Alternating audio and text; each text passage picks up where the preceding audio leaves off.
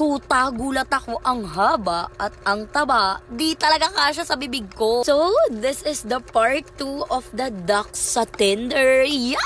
Ito na nga, last month lang, nag-meet up kami ni D, which is si Dak. Tuta, kabado 20 si Akla, kasi first time lumande after 15 years. So ayon, sa my condo somewhere in Pasay, nag-check-in ako lagi for work purpose once a month. Then dumating na siya, nasa baba na, sinundo ko siya. First impression ko like, shoota, ang hot at ang lakas ng dating. 5'9" siya, mas matangkad sa ex ko. Bilang isang vilat na first time makipag-meet up, nailang ako kasi di ako sanay. Pero parang siya, normal lang, ate ko. Diretso siya sa CR. O diba, nagwash naman.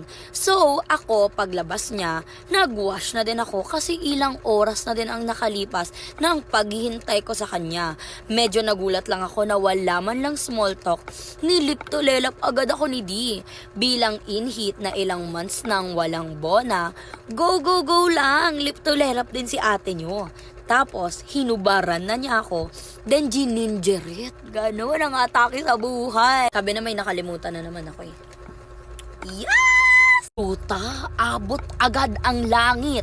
Since matagal na kaming magka-chat, alam na niya kung ano yung mga gusto ko, which is, ginawa niya talaga. So, nung turn ko na, umor pop, shoota, gulat ako, ang haba at ang taba, di talaga kasya sa bibig ko.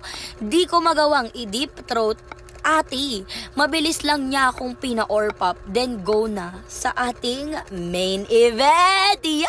Medyo matagal sa first round at bilang swallower na uhaw sa mod shackles, sinipsip ko hanggang sa huling patak. After nun, wash muna, then humiga siya sa kama while ako nakaupo. Then pinatabi niya ako sa kanya. Diyos ko po, nagkadel pa. Hanggang sa inumpisahan na ang round 2. May part